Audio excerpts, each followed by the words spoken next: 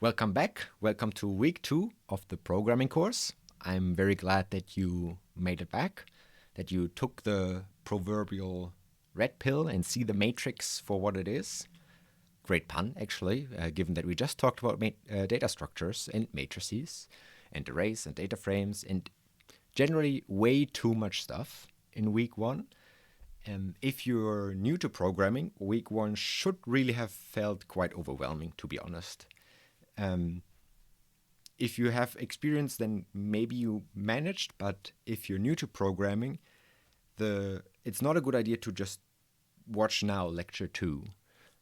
It is much better to get your hands dirty a little bit and practice with the contents of lecture 1. Try to replicate some of the stuff and change some of the stuff that I showed you. Try some new functions, make a data structure for something. Any of the million things that we addressed, practice with them and get some errors and see how you feel when you get errors. Can you manage that situation emotionally? Because you're going to get a lot of those over the course of this next lecture and really all the following weeks. But if you have done some practice, then welcome. Let's get into week number 2, which is all about visuals. Visuals are something that creating visual depictions of data, graphs, plots, etc., is something that makes R extremely popular. Some people change from Python to R on a daily basis every now and then whenever they have to plot and visualize data because R is just so good for it. And hopefully we can show you why. For instance, this picture that I have in large right here was made in R. I think the artist is called Navarro. Look them up online. I think they do all their art with R code and base it on data. And we're going to look into art this week, but more importantly, we're going to look into typical plots and visualizations of empirical data. And because that's what, when we teach this course at the university, people want to show their study results, etc., or some data from their surveys or their studies to others, and so they need to know how to make graphs in R. So we're going to heavily focus on that. On campus, we also have a meme competition every year where students make memes in R, a lot of the time about R, and there's a sort of a contest, even though we mostly learned that people have very different tastes and it doesn't really make much sense to crown the best meme. We still do it just for fun every year. So you can do a lot visually in R. So let's do that. This is some code from last week, roughly, not word for word. I'm going to just execute this right here, and you can think about what this line means. We have various things here that we addressed in week 1, such as an assignment. We make a variable with the assignment operator, which is the arrow, meaning we take something on the right side of the arrow and plant it into this new R object, a new variable that also pops up here in our workspace, aka our pantry. And we even learned that, okay, there's a vector with 1,000 elements and all of them are numbers. And that makes sense because we used a function to generate pseudo-random data here to make this R object, specifically data that follows a normal distribution. 1,000 data points is what we requested with the first argument to the function. This is how many should be simulated. This is the mean of the normal distribution, meaning give me 1,000 data points from a normal distribution that has this mean. So you see it also here. They cluster around that mean. And the normal distribution should have a standard deviation of 4. Okay, what does this mean? It's a kind of poorly named variable, just age. But what in the real world, as you encounter it in your everyday life, is distributed like this? Take a guess. Stop the video. I thought about, or I didn't just think about, but I actually looked up the height of people living in the Netherlands. And believe it or not, it's 183 centimeters on average. Actually, or maybe that's just the men. Maybe. I think. I'm not sure. It doesn't matter. And so this is maybe, I don't know, 6 foot and 5 inches or 6 inches. No, this is 6 foot and... Is it just 6 foot? 6 foot 1 inch or something like that?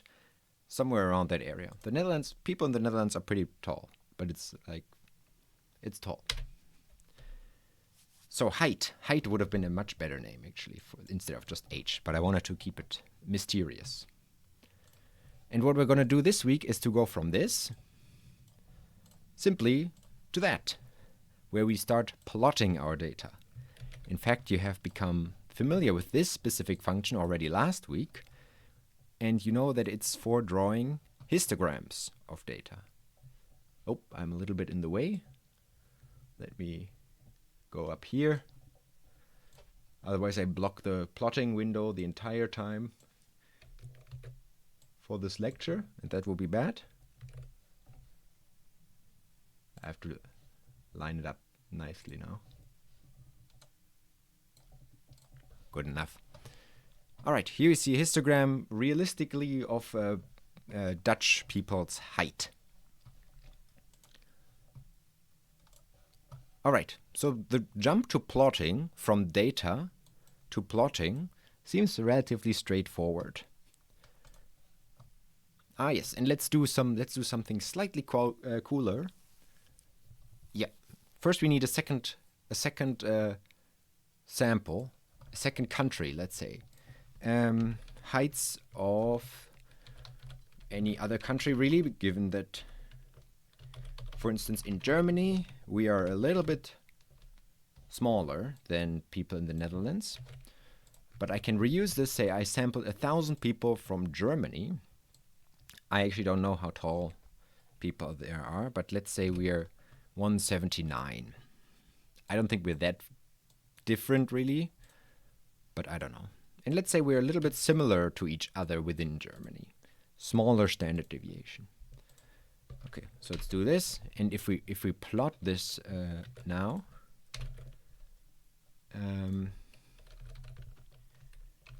it should look very similar. We're just a little bit further on the left side, whereas the Dutch people were a little further on the right side.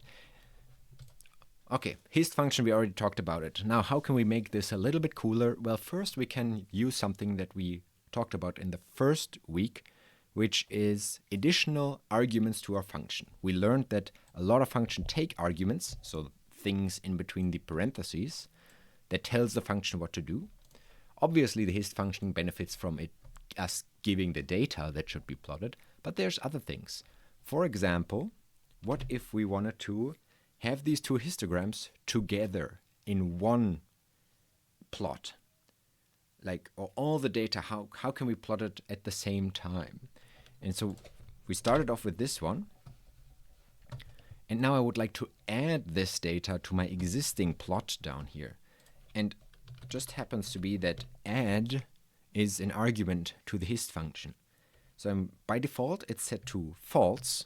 Don't add this data to the latest plot, make an entirely new plot. But we're going to set it to true. Yes, add this data to the existing plot.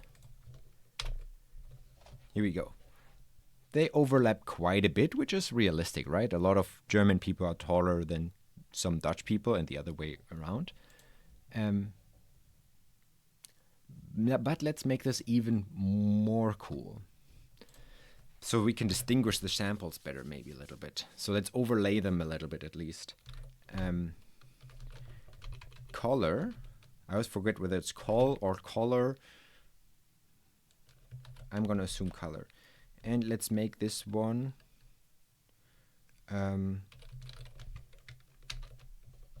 Here we go. Here we have the overlapping thing. So the second histogram stands out more. Other things we could do, for instance, plotting is really a science in itself, making the most informative plots. So we could change the the X label for the X-axis. At the moment it says H. People that look at this have no idea what that means. Maybe the clever ones can guess that it's maybe height. But let's say we should really make this height. Oh, wait. Oh, it has to, I think it has to be in the first one. Because this one sets the axis already. The first histogram. So here we go.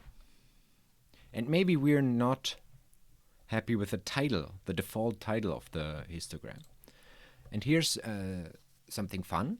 You can specify these things later on. Can I do that with title?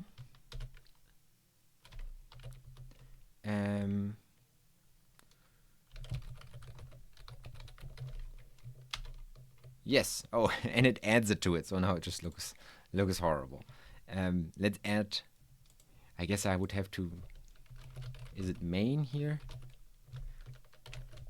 Remembering these arguments is not the skill in coding.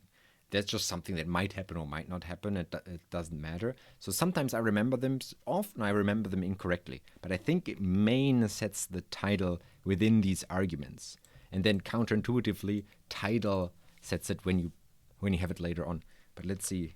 I leave this blank and then I add this later maybe. Yeah, this would look better.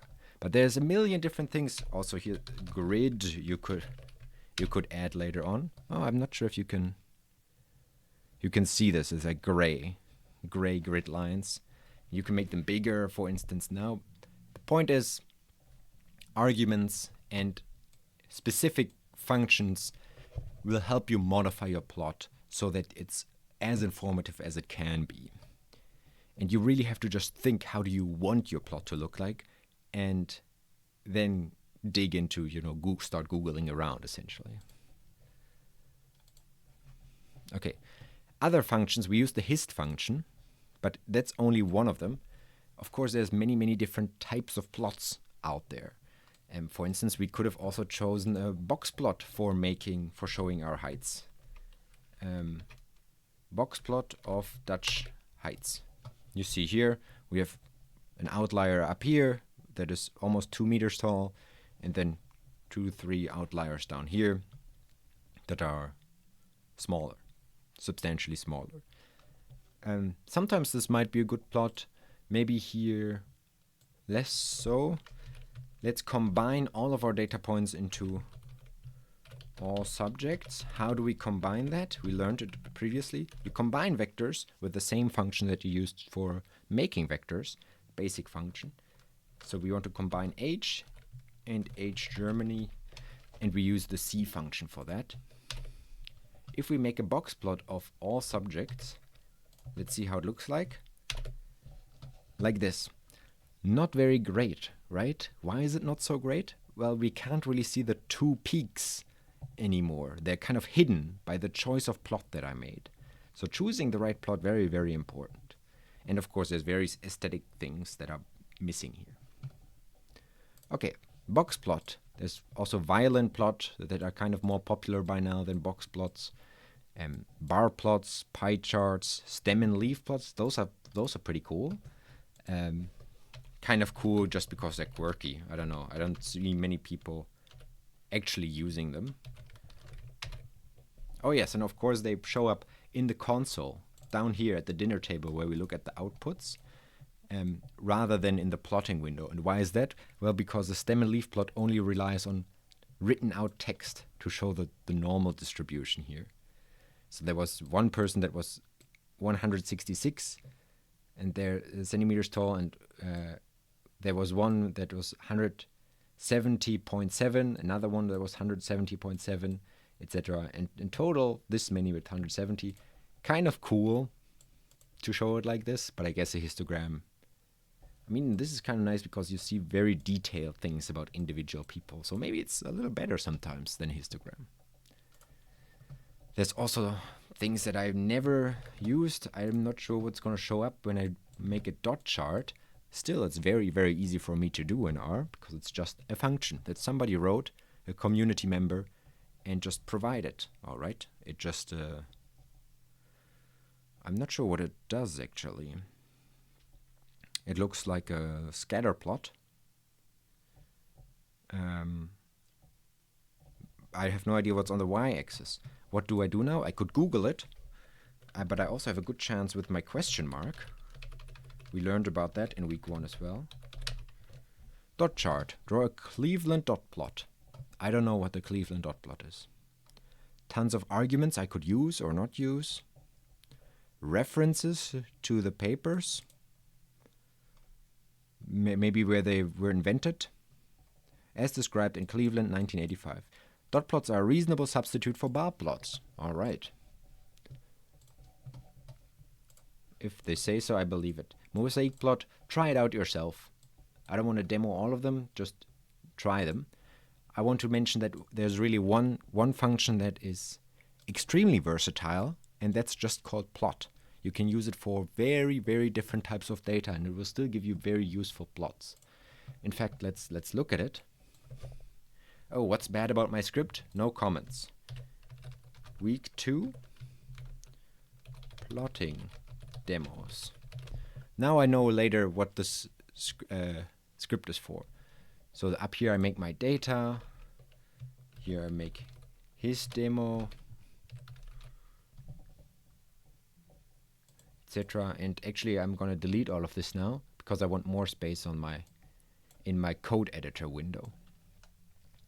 Let's keep some of the data actually, like this. Clean up, I don't need anything of this. Plots, clean those as well. Done. Okay, yeah, let's look at the plot function. What does the basic plot function do with our collected heights? Oh, I haven't defined it yet. All right, here it says x-axis is index, and we know what an index is. We practiced indexing data structures in week 1, meaning selecting, like I want the first element or the second element. And so here we see the first element. Actually, we can't really see it. Maybe it's this person right here. Actually, no, it's I guess up here, this person maybe. And then second, third, fourth, fifth, all the way until the thousandth person right there. Not very common to plot this index. Well, it happens every now and then. And then our focal variable height is on the y-axis. Reasonable choice. Plot kind of makes a choice on what kind of plot to draw based on the data that you give it.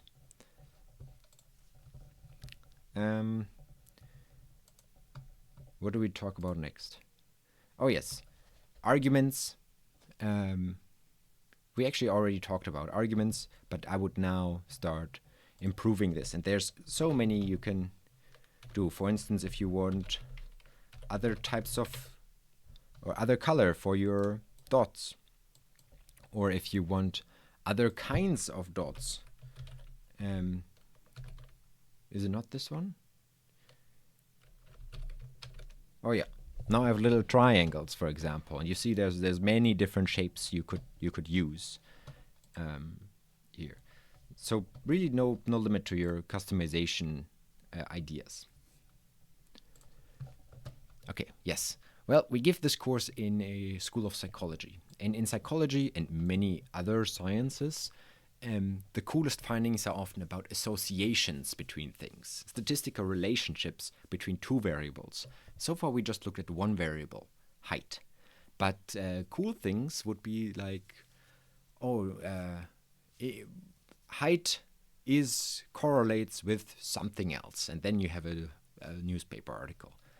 In class we would ask, can you come up with a psychological theory now or a hypothesis that describes some variation across people's height, in the sense that tall people are more likely to or have more or are more, can be a good thing, a bad thing, or a neutral thing, it doesn't really matter.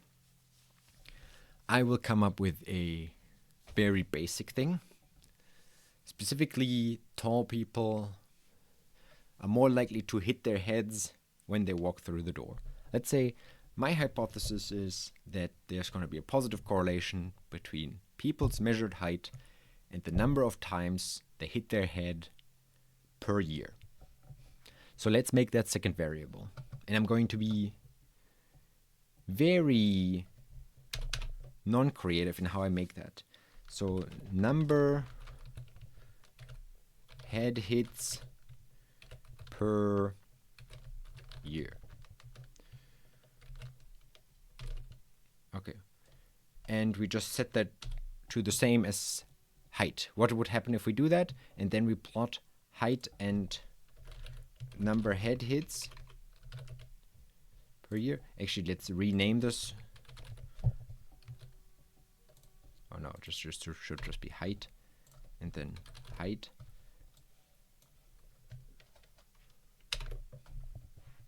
Unexpected symbol. I made an error somewhere. Can you find it? I also overlooked this X. X always means I should start debugging or looking for the bug in my code, the error. And I forgot this comma right here. Also showed me these squiggly lines. They're usually not a good sign. So let's rerun it. Here we have it. Height and number head hits per year. Now this is actually, the average is like 183 now. So that's too many head hits per year. That's like one every 2 days. So this is not a very realistic simulation.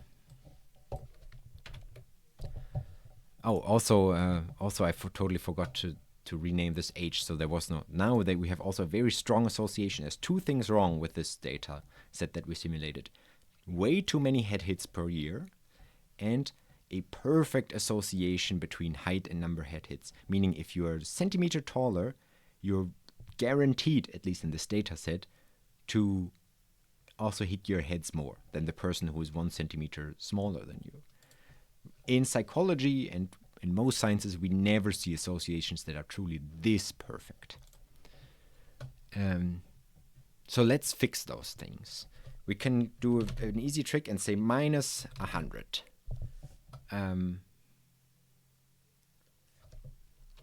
Minus 100, and that will fix the hitting your head too many times. The close to 2 meter guys still hit their heads about 100 times a year. That's maybe that is still too many. Let's do minus 150. Here we go. These are realistic head-hitting numbers. I have no idea, but let's assume so. However, we still have the problem of the perfect association. What I'm talking about now in the last 2 minutes, and also now, is really more about data simulation than plotting. But look how the plot tells me immediately whether there's things wrong or right with my simulation. But I'm not really changing this line at all. So I'm going to start changing it in a second, but I'm going to introduce some randomness into this so that there's not this perfect association. We already know how to make randomness. The R in RNOM, I think, literally stands for random. We need 1,000 pieces of randomness, one for each participant. Randomness has, in this case, a mean of 0, and then some variation, how much randomness we want to have. And then we introduce that to this variable right here. Plus randomness. So we update our old head hits numbers. We update it by taking the old numbers and adding randomness element-wise to our head hits right here. Just clean this up. I have variables up there that I don't even use anymore, called H, and run all of it. And now we see still a very strong association between height and number of head hits, given that people down here never hit their head more than 35 times, and up here never less than 40 times. So there's probably too strong of an association still, but it doesn't matter right now. Cool. A plot. I will probably move away from the blue triangles, but let's just keep it there for now. Adding to your plots, yes. We already talked about adding with additional functions later on. Lines. Oh yeah. Well, you might think now what you typically see in empirical papers are regression lines through this, right? That show kind of the average association between these two variables. So let's do that, or let's try to do that. There's a lines function that you might come across sooner or later. But if I do this, it draws a very funky line here, which I assume is just the average over the index, maybe, of number headings. It's clearly not our nice linear rising line that I want to have here. So this is not the function I'm looking for. So what would I do now? I would Google how to make a regression line in our plot. And I would find the AB line function, or app line. And AB line, I hovered over it so you saw it for a second here. You have a couple of arguments that you can specify. I wonder what happens if I just run it without arguments. So I have my plot. I say add a regression line. Nothing happens. All right, or nothing visible at least. Okay, so I would have to now look up, okay, what do these poorly named arguments mean? A is the intercept, I think. And B is the slope, how much it goes up. Unfortunately, these two things totally depend on our data, right? Where the line would cross the x-axis is totally determined by the data, as is the slope. So I'm going to do some magic. Magic you can ignore. For the people that are interested, end of magic. I'm going to find out the intercept and the slope with a very simple function, and that's actually also the function to create a linear regression, the linear model function. And that helps me with our data. Specifically, we want to have this as our dependent variable, this as our independent variable, or you could also say the outcome and the predictor, or the outcome and the feature in machine learning terms. And this will define our model. Or let's do like if we hit this, it will already tell me what I want to know. This is the intercept, and this is the coefficient. So these are the numbers that I have to put in here.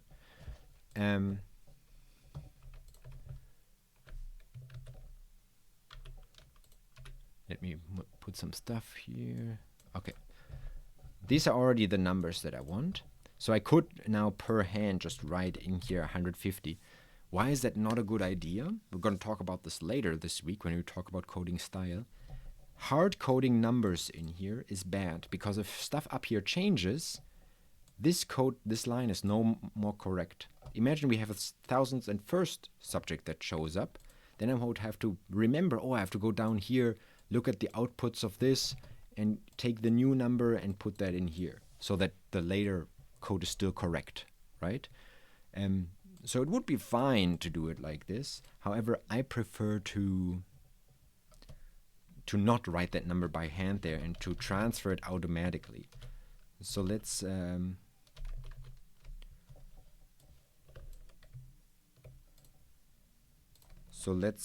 work some magic where I just store that thing. I basically just save my results. Then I go into this, and then I think it was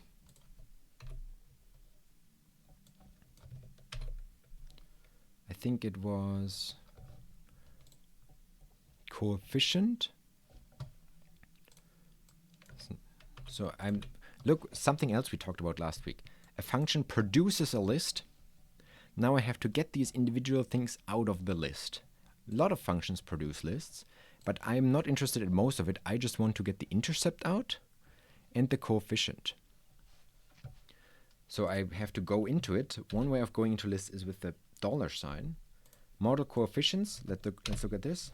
We have these two things, intercept and height. That's exactly what I want.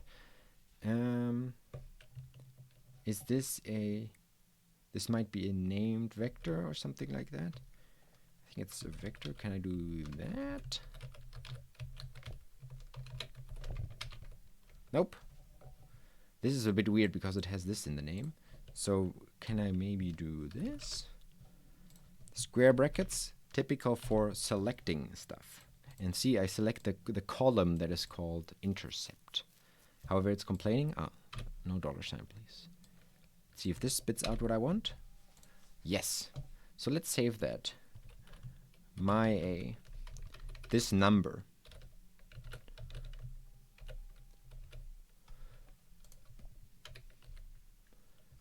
Okay. And then I also, so now I can write that in here. See, now I no longer have to do this by hand, write that. And the cool thing is, if I update my numbers up here, all of this is going to run on the regression line is updated automatically with the new results from the new linear regression model. So I avoided what's called hard coding my value in here. Okay, and then now I have to do the same thing for the coefficient for height. So this was just called height, I believe. My B, name numeral 1, okay. So, and if I didn't make any mistakes, now it should make the line here. Let's get rid of everything and run my script from the top. There we go. Very nice. A little bit small, maybe.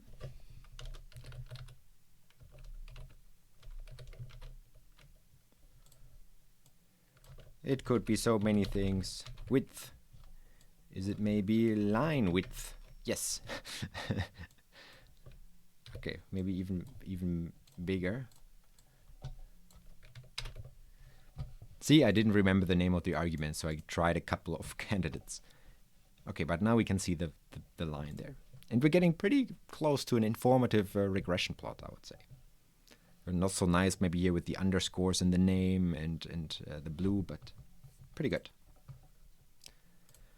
Okay, we talked about AB line. Oh yes. So we also have the par line for standardizing arguments. So for example, if I know that I want all of my following plots, let's say I make 10 plots in here, to have blue dots, right? So let me change all of this into something informative. Make data, and then here start plotting. And I know, okay, I'm gonna have 10 plots. I want them all to be blue. So then I can standardize that with a par function. And now I no longer have to write it into my plots.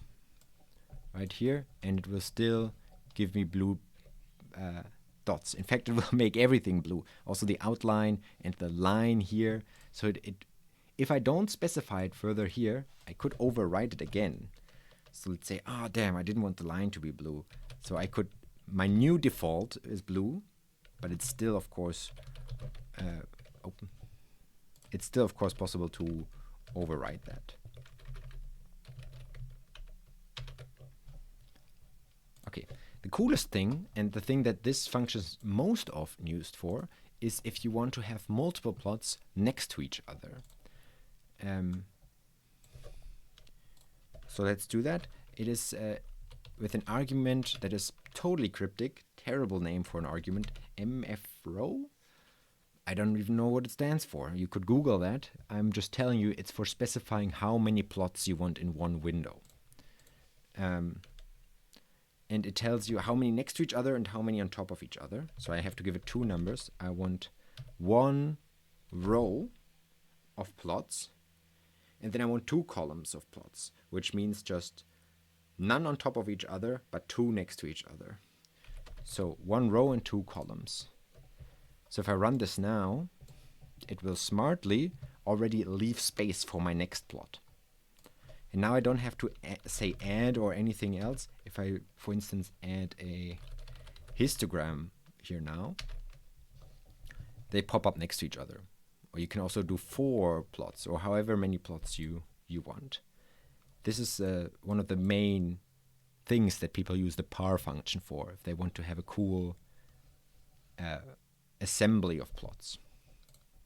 Okay, There's a lot of stuff on my screen. Can I delete stuff now?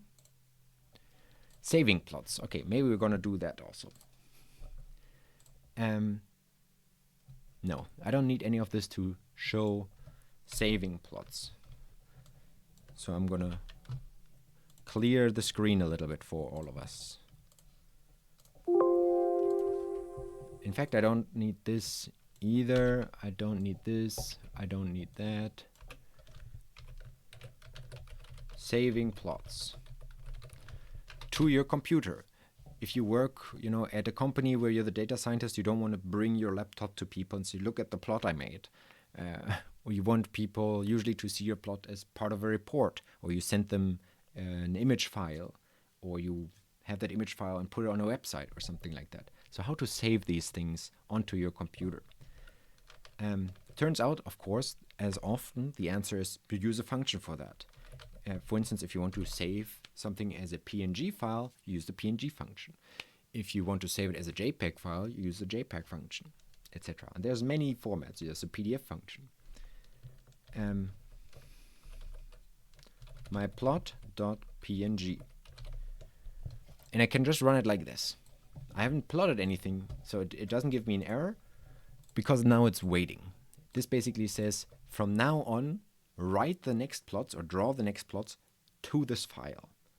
I haven't drawn anything yet, but if I go to my folder, where should I go? Where on my computer is it producing this? Easy way to find out. It's with the get working directory function. It's in the documents folder. Okay. Let's open that. Wait, I have to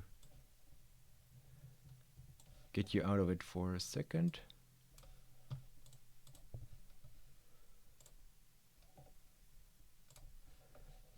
Here you see my plot PNG file, however 0 kilobytes.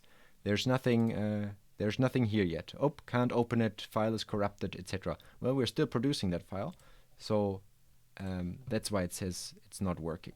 All right, I hope that was visible to you. So let's make that plot, and let's do a mosaic plot. I hope that works. Maybe you can't do that with this variable.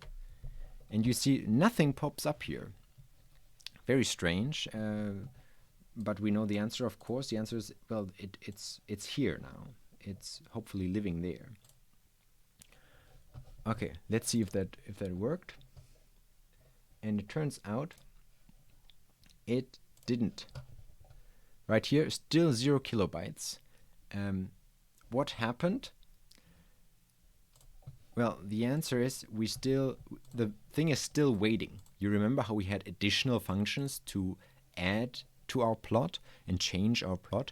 We explicitly have to tell R to shut that current plotting device off. Close the PNG and declare it finished. This is what dev-off means. And it's the same for all plotting functions. Shut the current device off. So as soon as we run that, now we can go here, and now we see, oh, okay, there's some data in my PNG. And, all right, mosaic plots are not the way to go for this.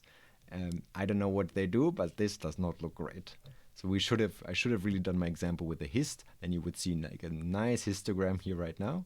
But foolishly, I went for the mosaic plot. I just wanted to know what happens. All right. Instead of saving it to PNG, of course, you can save it to many others. Some people really like the X11 thing, which basically just opens a separate plotting window like this one.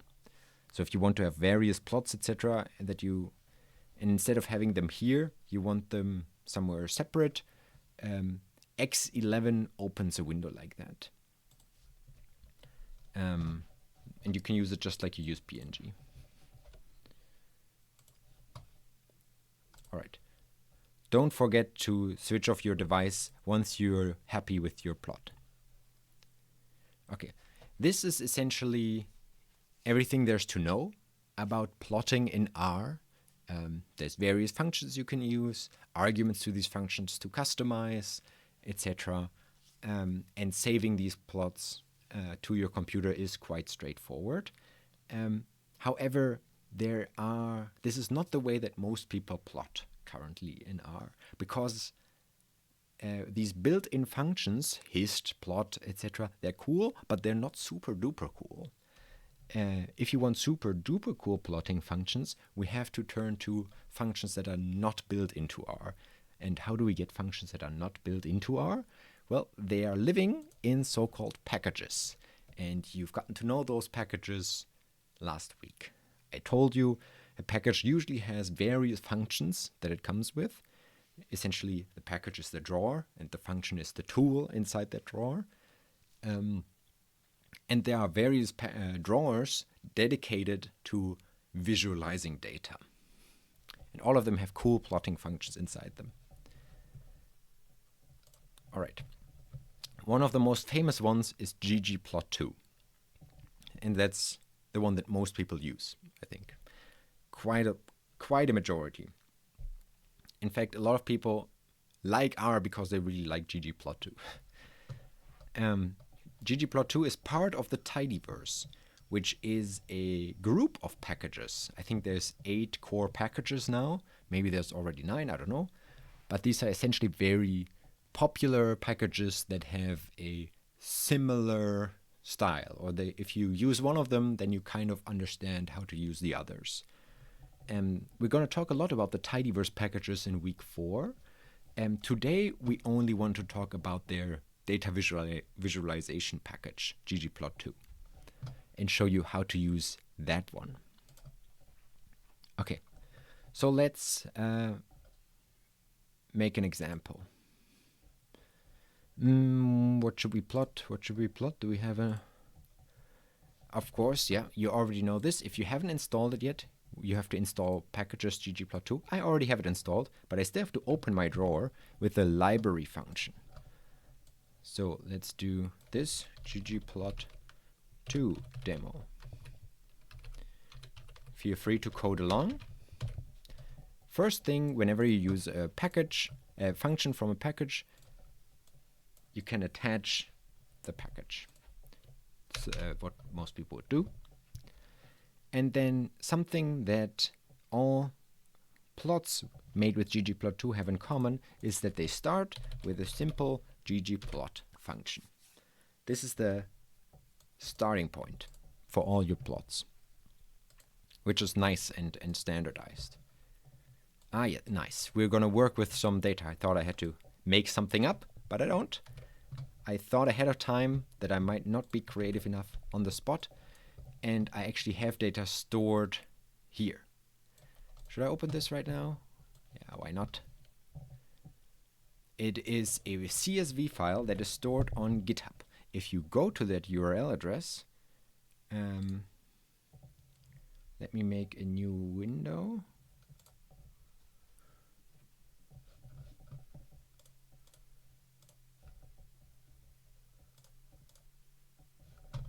Put that over here so you can see it.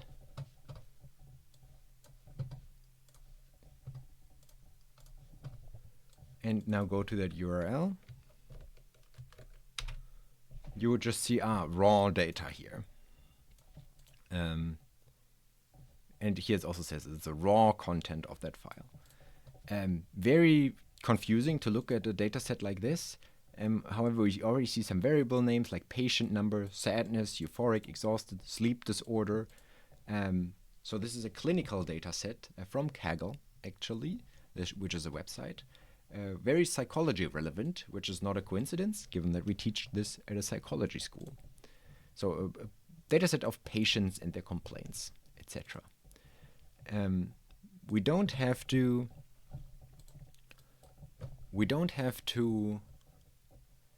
read this data in. We don't have to download this data first. We can just read it straight into our RStudio environment with the function that we already saw last week. Read my file in. It's not a file that I have on my computer. It is just an internet address of a file. And if I run this, it's not working. Oh, because I didn't define URL yet. I didn't run this line number 5. So let me run everything from the top. And here's our data frame. If we click on it, we see our data much nicer, kind of like in Excel, with lots of also expert diagnosis. So what the problem is of the person that is come into normal. I don't know if this is politically correct to to call people without complaints normal. I think there's other words for that now in the clinical world of psychology. Doesn't matter. We're talking about plotting. We want to plot something from this data frame. Ah, yes. First argument to ggplot is very, very usually what data you want to work with. So it's even called data. If you want to work with named arguments, specifically say the data argument, I set that to df. That's what I called my R object. This is the start. And then there's the next thing that is always the same, regardless what kind of plot you want to do, and that is a mapping. What do I want on my x-axis? What do I want on my y-axis? Do I want any other axes in my plot? So that's what we're putting here. And let's pick 2 variables, sadness and euphoric. The first 2. Or let's do exhausted and sadness. Those probably correlate quite a bit. Although sadness and euphoric also correlate. There's like typos in here. A very non-professional data set. Not C. I want to use the variables sadness and euphoric. And I have to wrap my mapping always into the aesthetics function, AES. This is something that you might forget. It's not bad if you forget it. Everybody makes this mistake at some point. But this is the basic setup. Say what data you want, say what mapping you want. And these are in the correct order. I remember this, so I don't even have to use named arguments unless I want to be nicely explicit. If I run this, it already draws me my grid, puts the things on the right axis, but doesn't put any data in here yet. And that's not a coincidence. It's because ggplot, as a third step after the data and the mapping, wants you to specify the so-called geometrics of your plot. In other words, how do you want your data to be depicted within this coordinate system? And I would like a point plot, in other words, a scatter plot. So the geometric I want is, look how many you have to pick from, a huge amount of geoms. They all start with geo, which is nicely standardized. Point. Another funky thing, I use the plus symbol, and this is very specific to ggplot, by the way. You always have pluses to connect the individual parts of your plot. Let's run this first, see what happens. Here we have, it doesn't look great, but all right. We have points in our coordinate system. Kind of looks like we only have 8, 11, 13 patients, and that's because we have so much overlap here. A lot of people have 3, 1 as the value, so there's actually a lot of points here, but it looks like 1 because they all overlap. So really it's all about, okay, it was kind of a thinking mistake of me. What kind of plot do I want? Point plot is not so great because of the overlap. So let's change the geometric. There's something called a jitter plot, aptly named, and it will jitter the points a little bit so they don't overlap. And here we go, and we see it jittered way too much. You have no idea what the individual points belong to, so it took a lot of liberty and moved them all over the place. So let's jitter them less a little bit. I think I have to do them separately, width and height. Yes, So you can't jitter it left and right by a lot, only this much. And you also shouldn't jitter it up and down so much, only very little. So individual characteristics of your geometric, well, your geometric is a function just like any other. It has arguments where you can be essentially more specific in what the function should do. Okay, and now it jittered it a little bit, but I can still see what the original value was. You could have a debate whether this is a good choice for a plot or not. It's probably better than the geom point version though. But we can improve upon this. So for instance, I can kind of see that there's a relationship between sadness and euphoric. Nobody was extremely sad and extremely euphoric at the same time up here, which kind of makes sense, I guess. There's also only one person that is extremely non-sad and extremely non-euphoric. Kind of just apathetic, I suppose, up here. But these are rare values. Most of them are on this diagonal, where more sadness goes along with less euphoria. So let's do a good old-fashioned A-B line. In ggplot, you again have various ways of building this. Essentially, I want a new geometric in my plot that should look like a line. And there's geom line, however, this does not do what I want. See, because it's the kind of line that just connects the individual dots. Right? And it even doesn't know about the jitter, so it just connects where the dots should really be. It looks terrible. I have a favorite one for drawing these regression lines, which is called geom smooth. And this will look much cooler. Or actually, it will not look, won't draw a straight line yet, so it's not great yet. Oh, and it's even complaining about certain things of the data. But it draws this, I mean, the trend makes sense, right? But I really want the straight regression line that we also had before. So I have to tell geom-smooth, okay,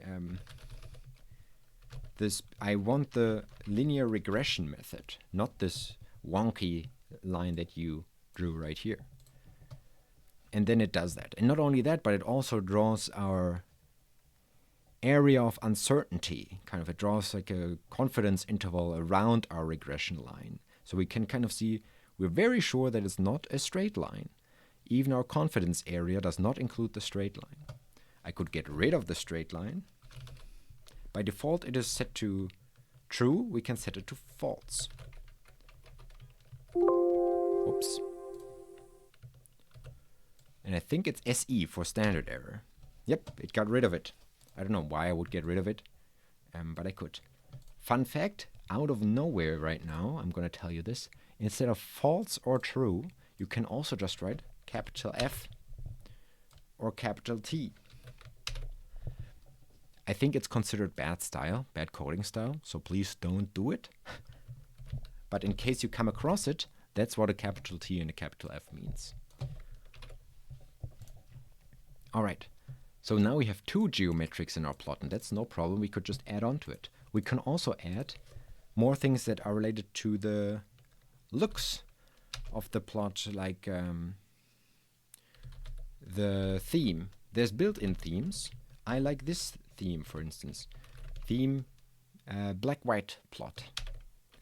And you see it gets rid of this gray color here. It has a certain grid in the background, but there's many other themes. You can use a theme to change the size of your texts, etc. And you can also specify the details inside here.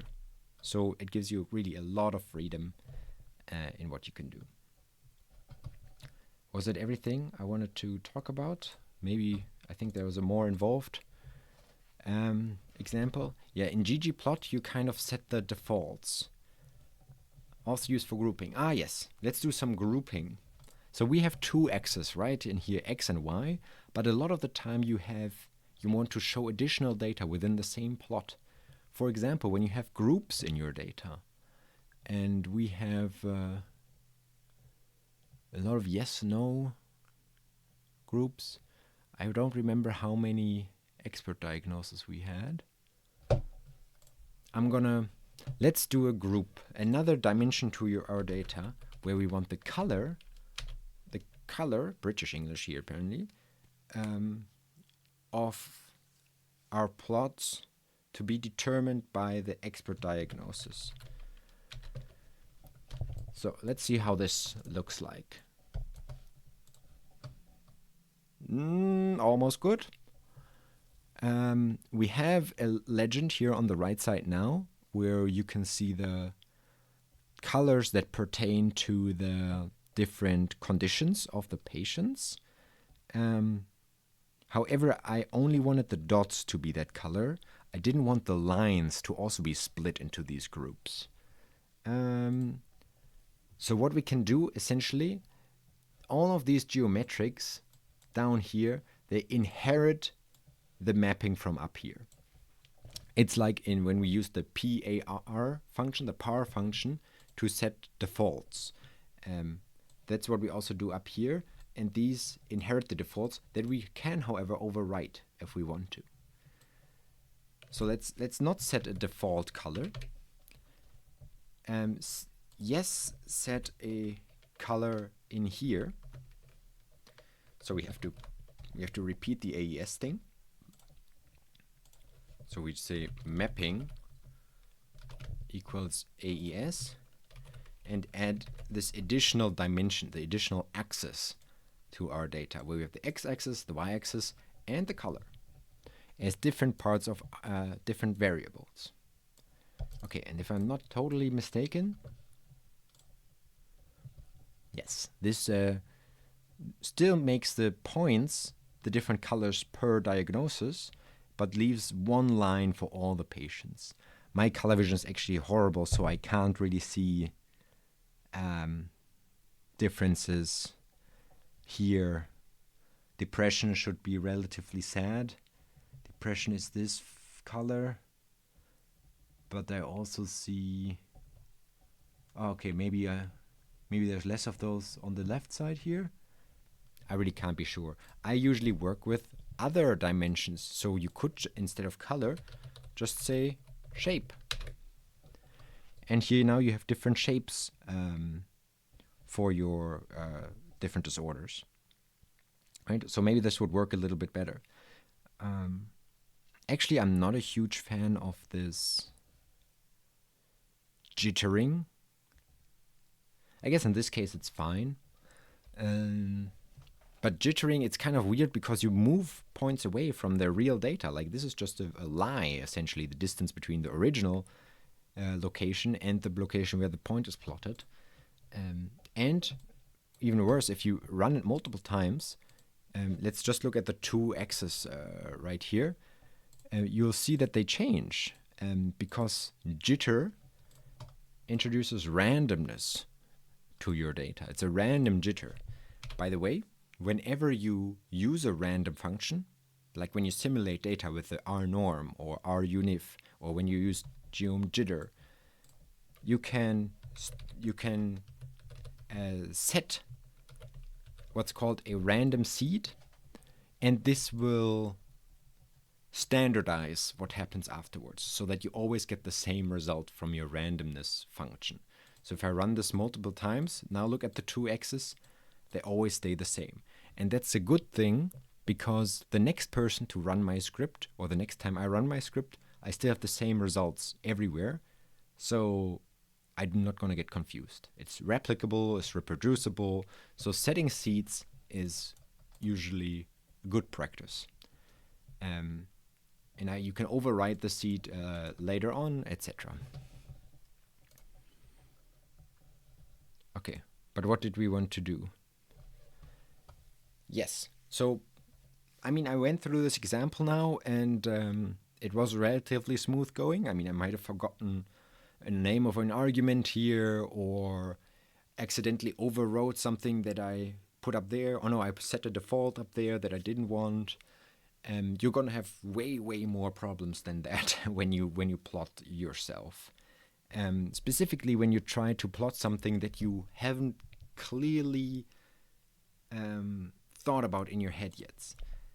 that's what it says here. When trying to make a complex plot, often the code for plotting stays simple, but the data pre-formatting requires more code and more thinking. So for instance, I think this example was a heat map that we wanted to do. Yes.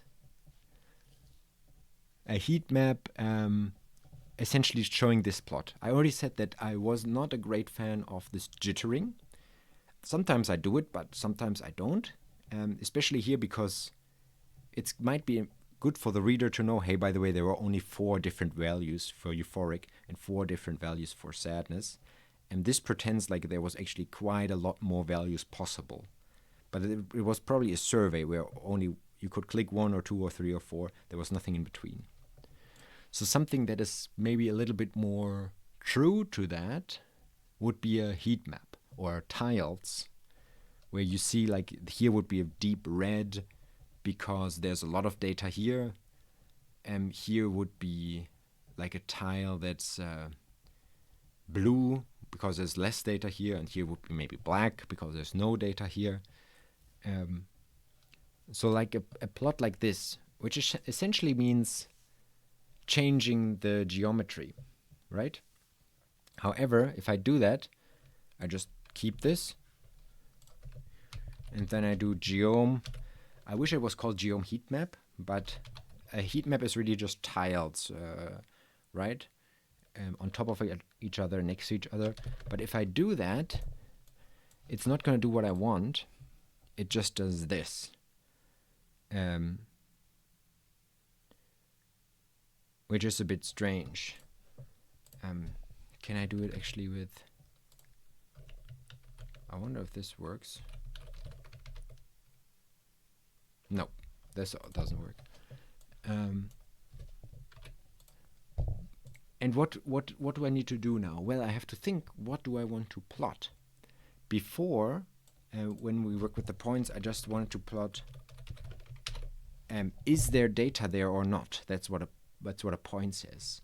And this is also what the tile does, by the way. Tile also shows you, there's a tile here because there's data here. In fact, there's multiple pieces of data here, but just like with the point, you don't see it because they're overlapping. Instead of just having the same color, if there's many overlapping, I want it to be more red. I want to show the count. How many cases are here, right? So that's why I tried the counting argument in here. Maybe there's a way to make that work. However, when you look at the data, sadness and euphoric, nowhere here says that I have 5 patients that had a 3-1 in my data. Or here I had 3 patients that had a 1-2. The number 3, we don't see it here anywhere. We have to first generate that data. That's why I said it's all thinking what numbers do you actually want to plot, and then generating those specific numbers and then starting to plot. We didn't have our data in place yet. So I'm going to do make actual count numbers to plot. Right? So let's make these counts. Essentially, these little clusters. I don't want to give all these arguments again. How do I count stuff in a data frame? You don't know that yet because we didn't talk about it last week. One way to do it is using a table function. So I want to count the sadness variable, and I also want to have like a cross count with the euphoric variable. So let's, I'm running just the highlighted part, so no assignment yet. And this looks like this. And you see how these are the numbers that I actually want to plot. Right? It should be red where this number is high. And now I have these numbers, the counts. High, medium, low, etc. Okay, but I need to save them. And table produces a table data structure, which is just a matrix, I think. Here we see it 4 rows, 4 columns filled with integers. You can transform tables into matrices and matrices into data frames very easily. And we talked about the as.numeric function. There's also as.dataframe or as.matrix. Am I misspelling it? No. Here we go. And now we have a nice data frame. Well, not that nice actually, because the names of the variables are kind of funky. var1, var2. Freak, I guess for count does make sense. But let's give our data frame some nicer variable names or column names. That's what they're called. If you want to see the column names printed out, you can use this function. And here we have those. But I want to change them. How do I do that?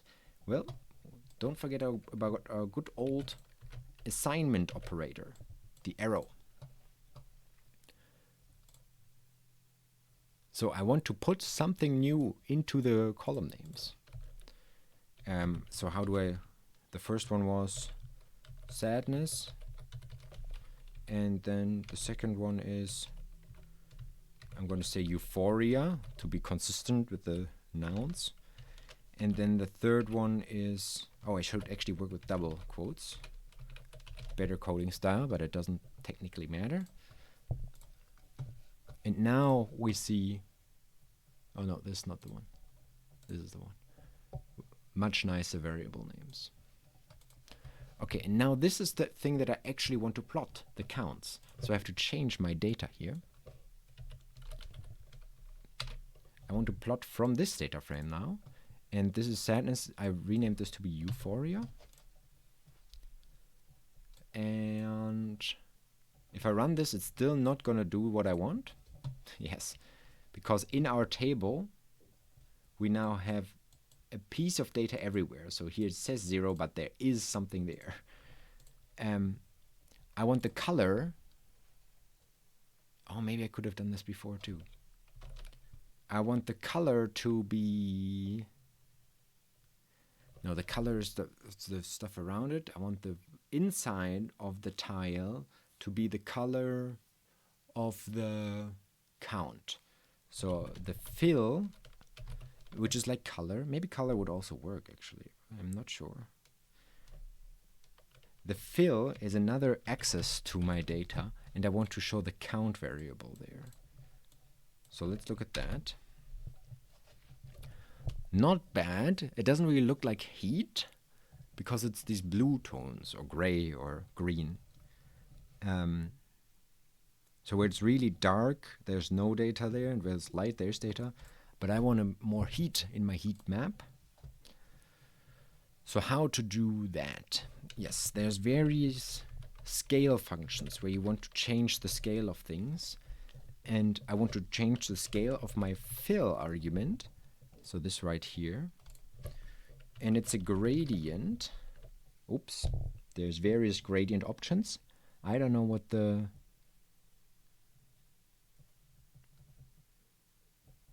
difference between these are. I think this one is fine. And then you see here in the arguments, I don't know if you can read it, low and high are two possible arguments. And you can set color codes there, but you can also always set names of default colors, like light yellow, I think is a color, and then high would be dark red.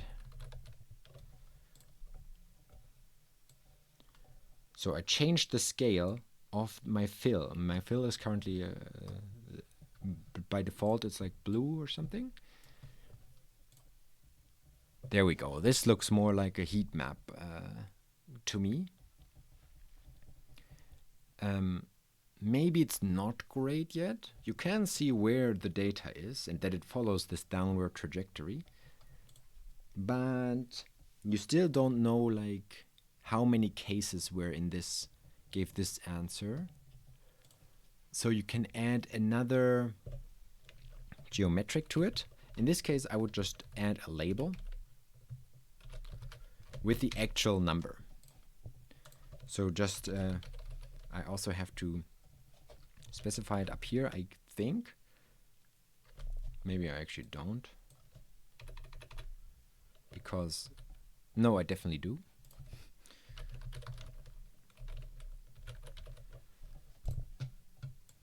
And so now I have a tile with a specific gradient and a different geometric, which is just a label. The most simple.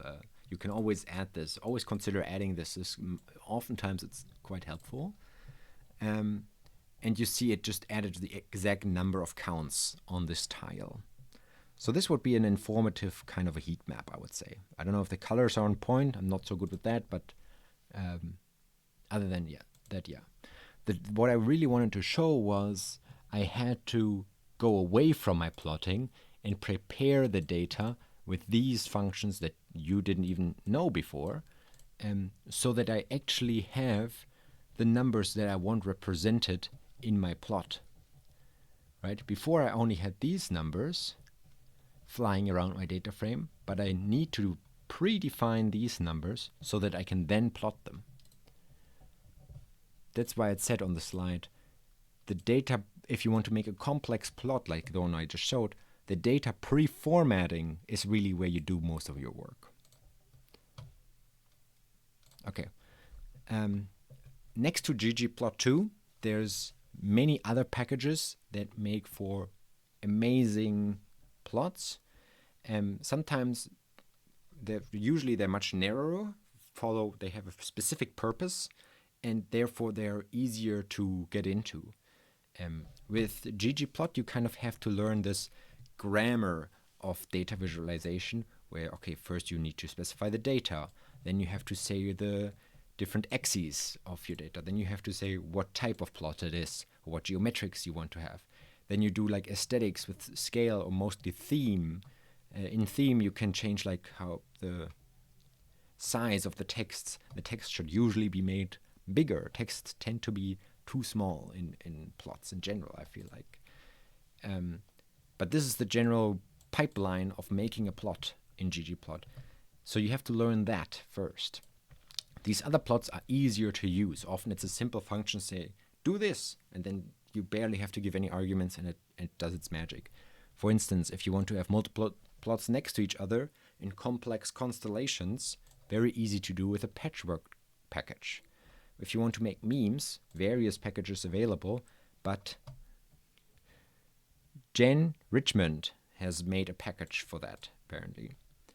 If you want to make these things, then you can use whatever package you find under this link. 3D plots you can make with the Plotly package, which is very fun too. Also, I'm a big fan of the ggstatsplot package, where you essentially have the same commands as in ggplot, but it adds automatically statistical analyses to your plot, like whatever applies to the things you put in for your dimensions, a regression next to the regression line with p-value, confidence interval, Bayesian, everything very automatically run. Assumption checks. So one line of code does a ton of magic in the ggstatsplot package. So check that out. So much about plotting. Have fun. Look at the tasks on Canvas if you're a UVA member. Run through these assignments. Do some magic. We have some pretty cool exercises laid out for you. Totally fine if you lose your mind a couple of times over your ggplot not working the way you want to. Just come contact us on campus, via email, if you're part of the course. Best of luck, and then next time we'll continue with style.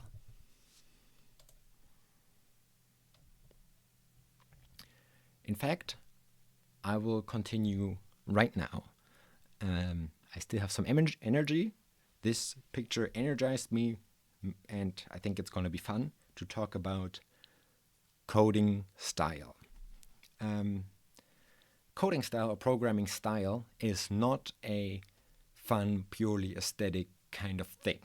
In fact, it is one of the most important things in programming and coding. to have proper style in your code. And I hope I will make clear why that is. I'm going to have a lot of screenshots in this sub-lecture, or in this lecture too. So not as much code. We're not going to do as much coding, but there's going to be more slides, and I'm going to showcase some bad code, essentially. Let me delete all the code from the... It's still week 3, but now we do style. No, actually it's week 2. Sorry for confusing you there. You must have been upset the entire lecture. We switch week 2 and week 3 sometimes, so that's why. Okay, back to style. Programming style, also known as coding style, are guidelines that govern the layout of code.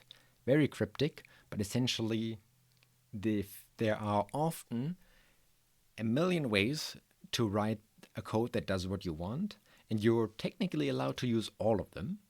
In fact, we encourage creativity. However, we also want to disallow or discourage certain ways of doing things, specifically ways that are not understandable, are very confusing.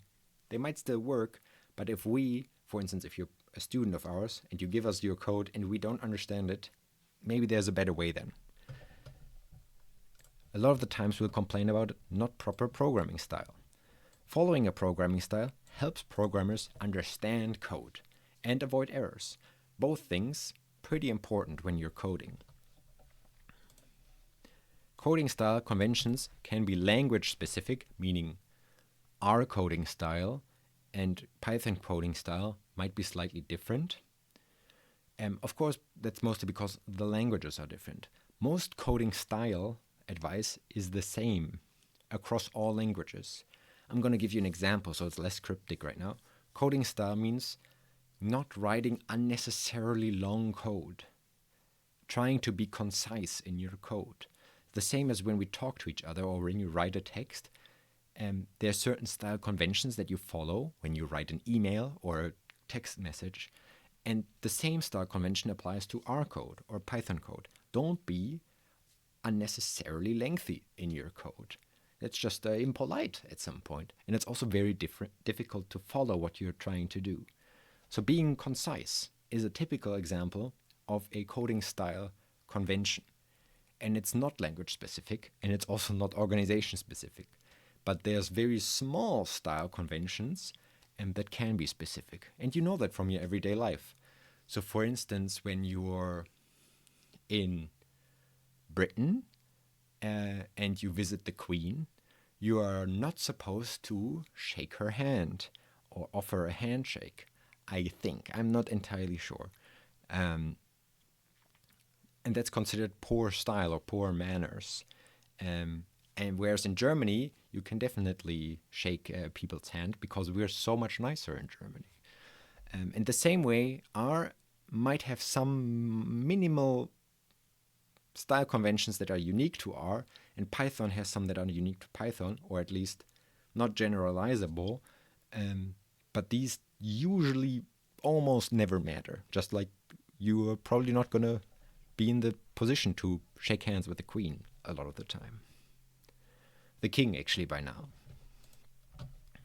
Okay. This is week 2. So think back about your code from last week if you're a student who took the assignments. And without knowing any of the style conventions that we're going to talk about, besides being precise, often people have a kind of a feeling of whether they had stylish code at all. Whether it was understandable and readable and nice and concise and short and well commented, etc. And generally the consensus is that there was room for improvement, as in people are usually very preoccupied with just making their code work, do the thing that they wanted to do before thinking about making it nice and understandable, which is totally normal. This is also how I write code.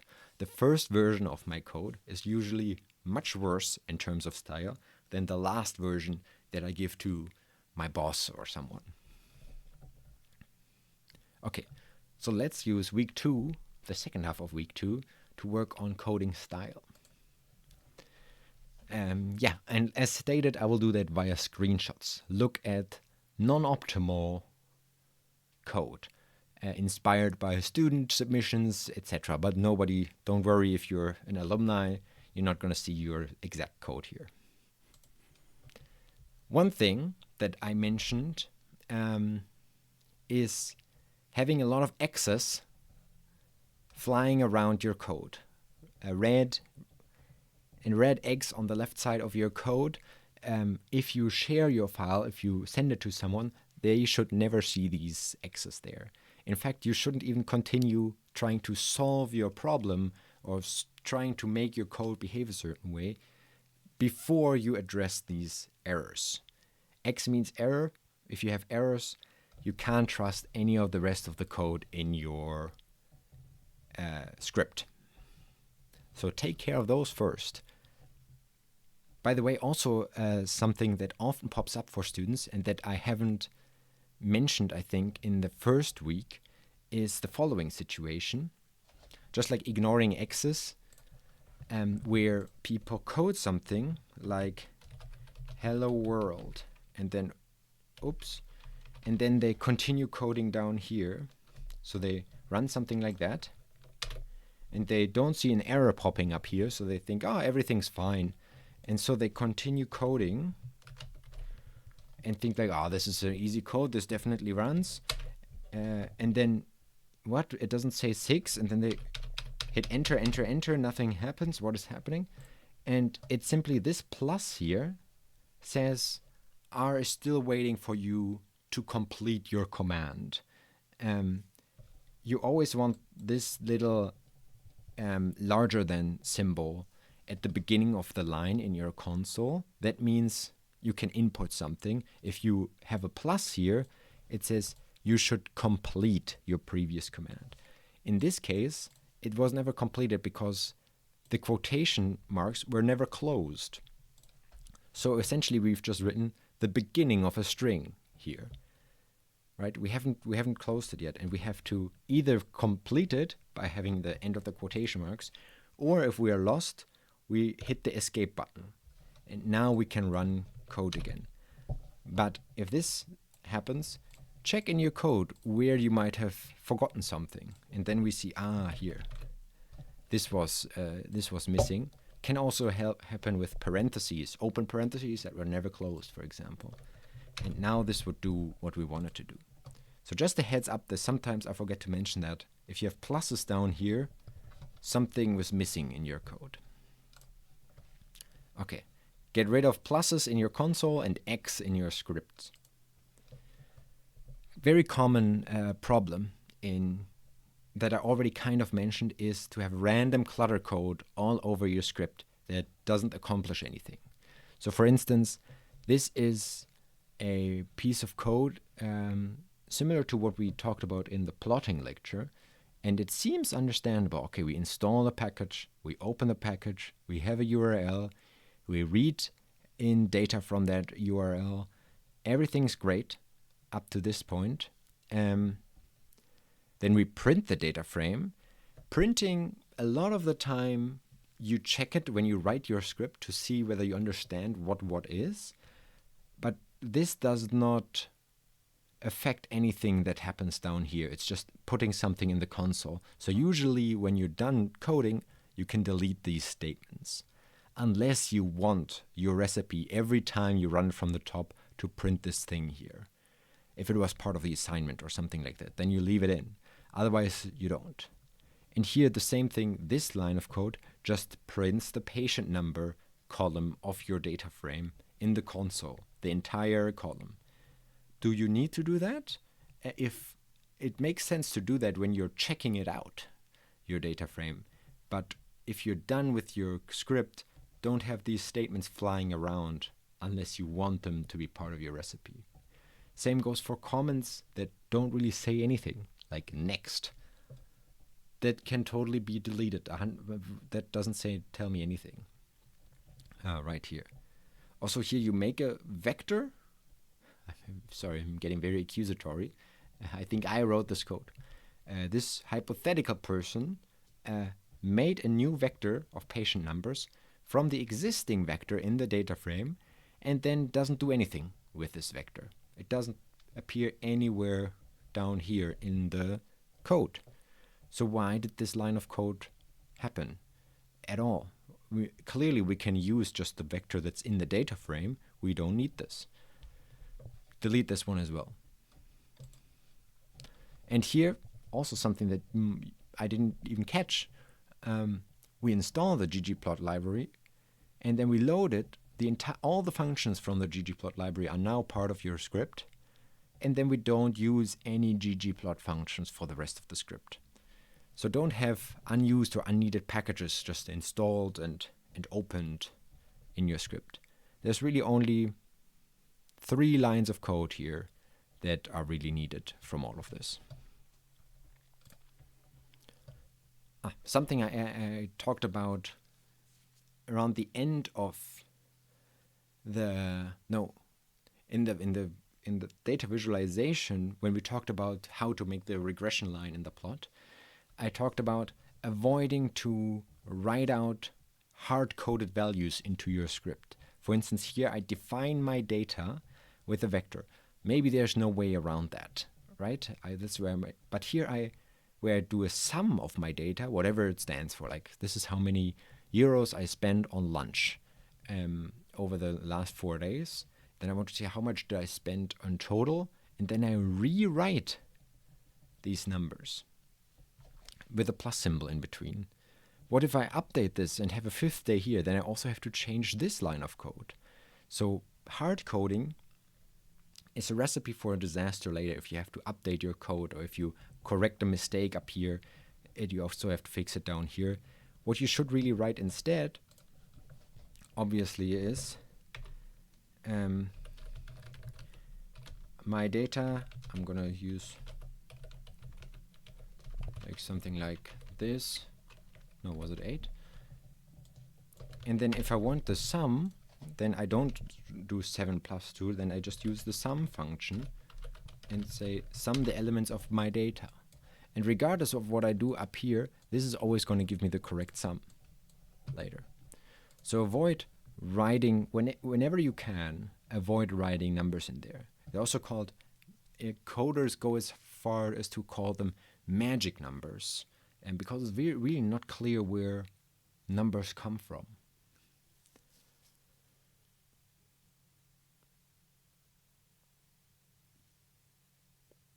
Do I have a good example from the world of cooking? For example, maybe if you cook for if you write a recipe for a cake, but you don't know how big the cake is going to be yet, you shouldn't write 4 tablespoons of salt down here. You just say equal parts salt and sugar. That's not going to be a great cake, but essentially you find a relative way of expressing things so that you don't have to hard code these individual numbers in here, which makes your script or your recipe very unreliable in that sense. You want as little blue or red in your script as possible. If you have magic numbers that you cannot avoid, a lot of the people put them up top in your script, like this. Spoons of, so in capitals, salt, 3, 5. And then they have some other magic numbers here, and then they start their actual code right here. So that a programmer that gets your script immediately sees, okay, these are all the arbitrary magic numbers up here, and down here I can just, when I change stuff up here, everything in the bottom will work. That's how much people are afraid of these hard-coded values, manually entered values inside of their script, that they have the special notation for them. at the top in capitals. Not everybody does that, but whatever. Other problems that I often observe and people often have are difficult to read code. Like look at this code right here. We have a bunch of lines of code that are connected, like the first line and the second line are busy with defining a string, and then lines 3, 4, 5, 6, and 7 belong to making a plot. And then plot A at line 8 is a new thing, and that prints something. It's really difficult to see any structure in here. So use empty lines to separate it out, just like you use abstract paragraphs when you write a text, right? Line breaks or even page breaks to structure a text. Similarly, you should just visually organize your code with empty lines and indentation. You see how this is indented by with a tab. It even does that automatically. When you write plus and then enter, it indents the next thing for you, which is very helpful because you can immediately see which lines belong together. Right? So always leave empty lines and use proper indentation whenever you have pluses or you define a string over multiple lines, etc. Okay, something that you probably noticed in the code in my demos is that I have a certain way of defining new R objects and giving them names. Essentially, there's various ways of capitalizing and combining words.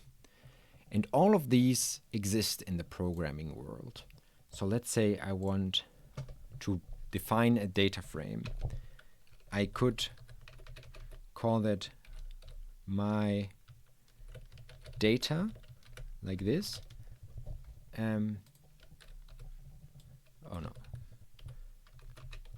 Like this. But I could also call it my dot data. You see sometimes in R that people write stuff with the dot, etc. Or you could have it capitalize the D like this. Sometimes you see people writing things like that. I think like hashtags on Instagram, people use this case a lot, which is called camel case because you kind of have a bump in the middle. That's why it's called that, the capital letters. Here, camel case. Or you can have also the first capitalized, apparently that's called Pascal case. Generally, the preferred case in R and Python is snake case. So use these underscores to combine words. It's very readable, I like it. In other programming languages, you actually have different case conventions, which shows how arbitrary it really is, right? You noticed when I put some magic hard-coded values in my script, I used screaming snake case, which is fun. Title case wouldn't even work because there's a space in there. Dot case, sometimes people use it in R. I would just advise you to use snake case for as long as you work with R and Python. Okay, so these were some hard rules about style. However, a lot of the time, good style kind of is about balance. There's a happy and healthy medium and badness at the opposite poles. And I'll show you a couple of examples for this.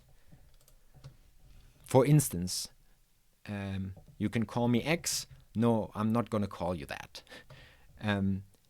I don't remember what the real name was that this guy gave himself. But this is clearly a meme about, maybe it's about math or about programming, right? Mathematicians love to call every variable X or F or Y. In programming, we don't like that at all. We like to give our variables and our objects informative names.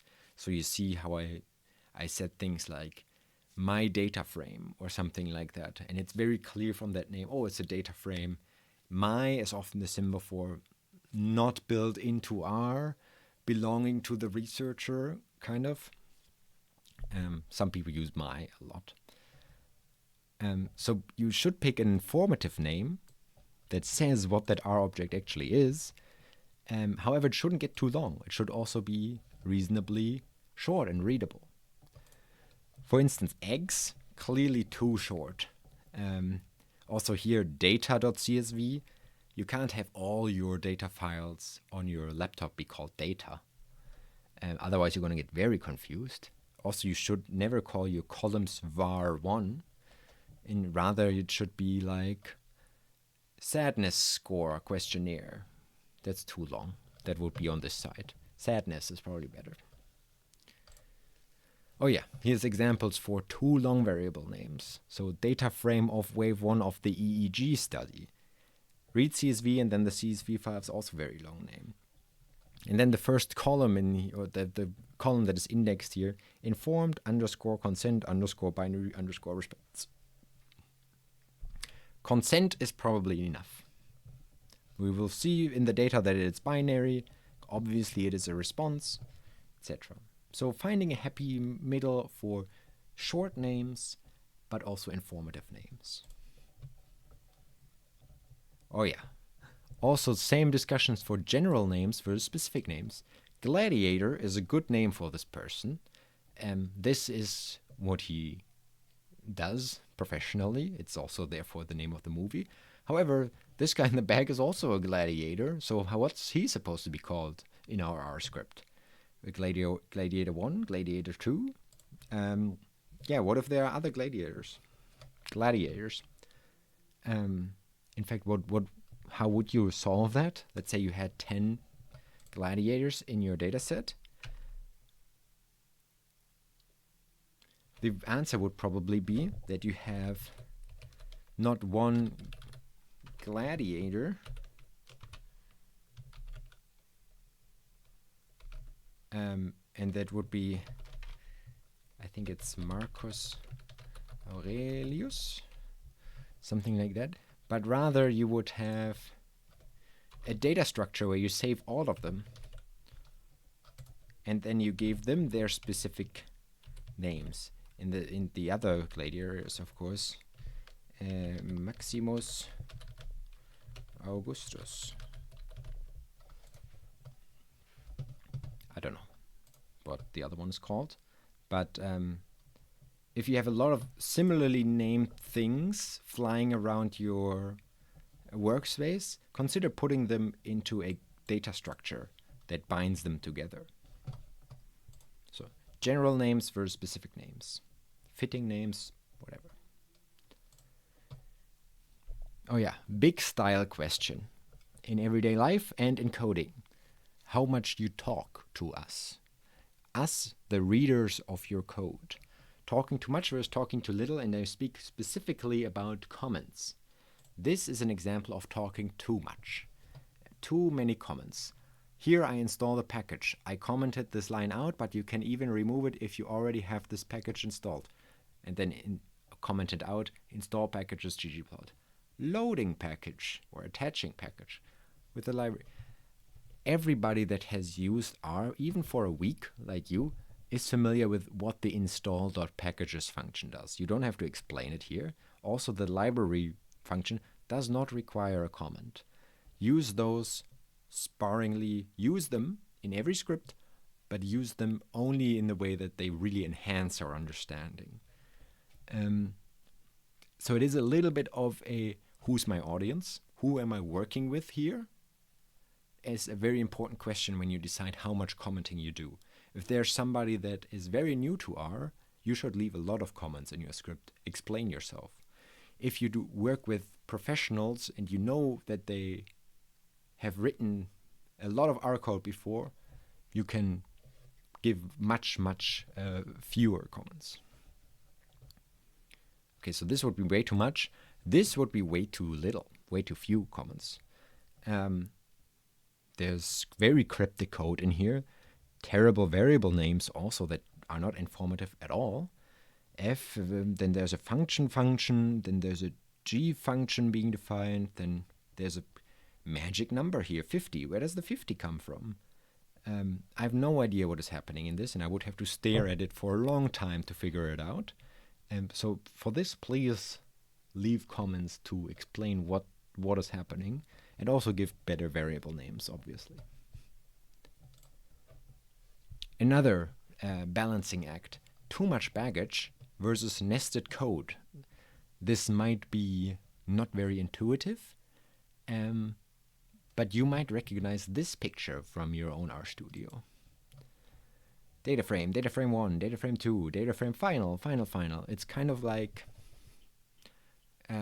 when you work on any other file or document on your computer, and at some point you have 10,000 versions. Each of them is only very slightly different. In these cases, they might literally be the same, and for some reason you read it in 6 times, etc. It's also why I love clicking this broom, so I can rerun my script and see what I actually have and what actually works. Avoid creating new objects if you don't have to. Don't throw stuff into your pantry. You're a hoarder in that case. Clean it out and only put in there the things that are really useful. You can overwrite things maybe every now and then. Not every time you have to make a new R object. But you should also not do overly nested code. This code is great at one thing, and that is avoiding to make objects. You see, in fact, there's only one line here, one object that gets created over all of this craziness. The cost is that there's a function, and there's another function that happens inside that function, and there's another function that happens inside that function. In fact, the very first function is here in line 6, where it says read CSV, and then this one transforms the data somehow. And it doesn't it doesn't store the transformed data in the pantry, so in a way that's good. Instead, it puts the output of this right into the next function, and the output of this one right into the next function, never storing it in between, because it's not needed, to be fair. However, I would not want to be the person that tries to figure out what in the world is happening in this code. So it's too much nesting going on. Usually if a line gets too long, there's also a, you see this line, this vertical line, it's very faint, I think.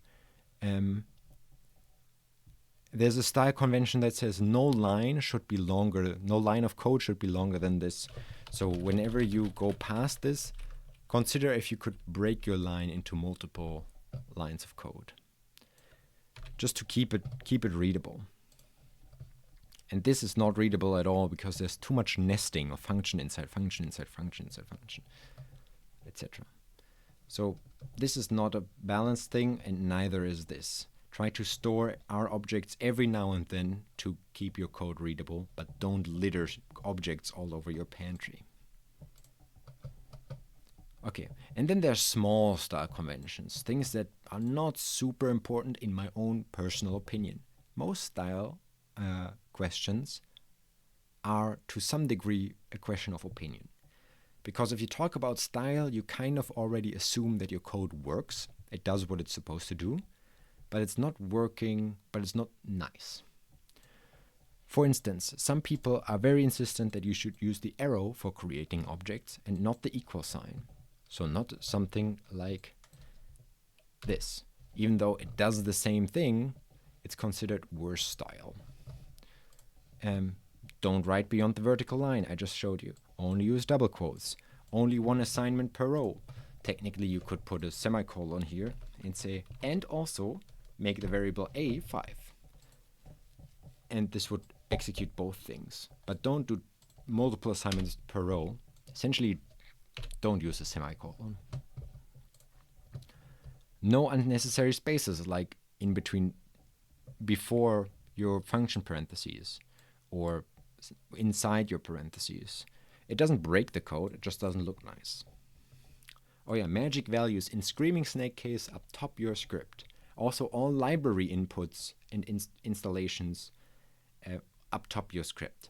These are typical style conventions that a lot of people follow. Okay, why is it actually important? Is it really important to follow these conventions? And the answer is yes. it is really, really important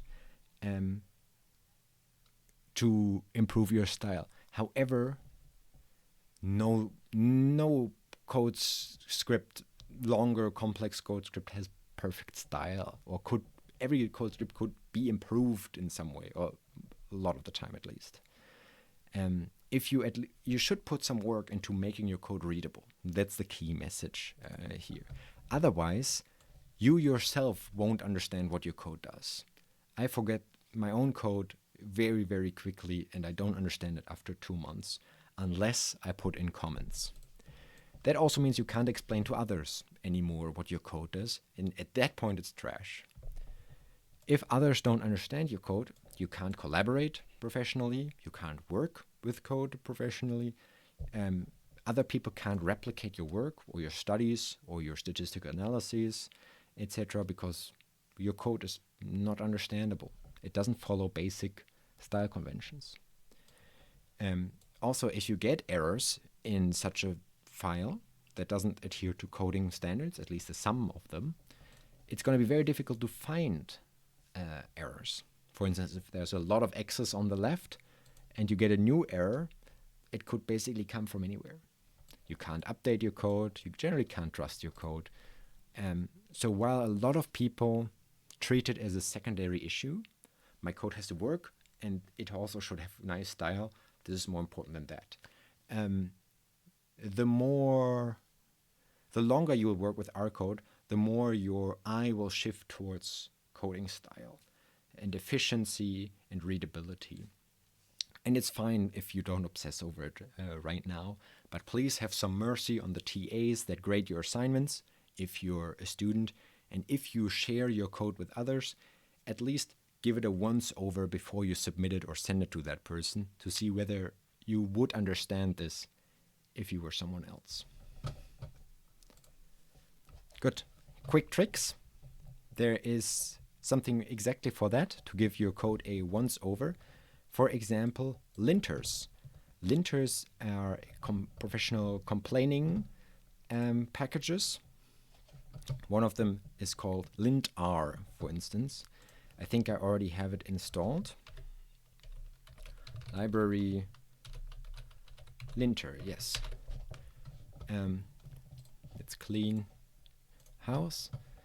And here I have some poorly styled code. What equals 5? So some random variable names, and then hey is 3. So I have some empty spaces here. That's also not good style. And then I can use the linter package, and I could just say lint my script. And I literally have to refer to the file name. You see it also here. That's the name of my script. And I am in the right folder. I already checked that before. And so I do this. And down here I get my complaints. So if I'm too tired to find all the style mistakes myself, I see them here. Oh, you should use an arrow, not the equal sign for assignment. Right there. There's trailing blank lines in line 7. Oh, apparently it's good style to have like a trailing blank line. Totally forgot about this.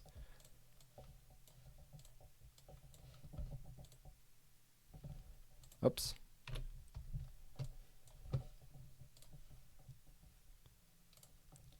Line 7, unexpected. Oh, because I didn't save it yet. That's why it's linting the old version of my file. Okay, now I only have this one, and then I can correct it. Oh, I have to save my file, of course. And here we go. No errors, no complaints. Notice that it hasn't complained about that. And you can change the settings of your linter to ignore certain errors or to add certain errors that you personally want highlighted. Right? So these kind of linters can help. I bet there's other packages that do the same. And for Python, you also have some. Here's an example. Oh yeah, if you're even lazier, you can use an automatic styler package. So let's see if it does this. Styler, and then is it called style? Styler, style file? Or was it an add-on?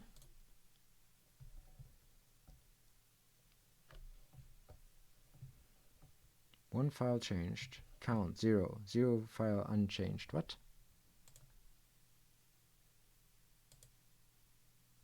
Oh, here we go. Now it updated. See how it changed the... and it also changed the quotation marks. The empty white spaces. It removed them and it changed the equal sign to an arrow. So this is pretty good. And there's other ways. For instance, there's a keyboard shortcut. I think that's part of the student assignment, so I'm not going to spoil that one. That also does something like styler. So there's ways for us people that are lazy about coding style to still make it nice and uniform. Oh yeah, you can also activate styler in the add-ons. I remember something like that. If you go click on tools up here and then add-ins, I think it also can do that. Okay, if you are unsure, if you're about style, read up on it on this website, Tidyverse. These people that develop the Tidyverse packages are very opinionated and have a lot of authority in the community. So read what they write about style. And I might have disagreed with them every now and then here, because one of my key messages is also to listen to the people that talk about style, but also make your own opinions a little bit. The world is not going to go under if you use an equal sign instead of an arrow every now and then. Everybody can improve as long as your code is readable. You're doing pretty good, and don't obsess over it overly. If you want to think more about making your code work, that is fine. Just keep in mind that other people might have to read your code as well. Good. That's the lecture for this week. And next week, we're going to really get hardcore into the coolest things that programming has to offer. So I'm looking forward to that. See you then.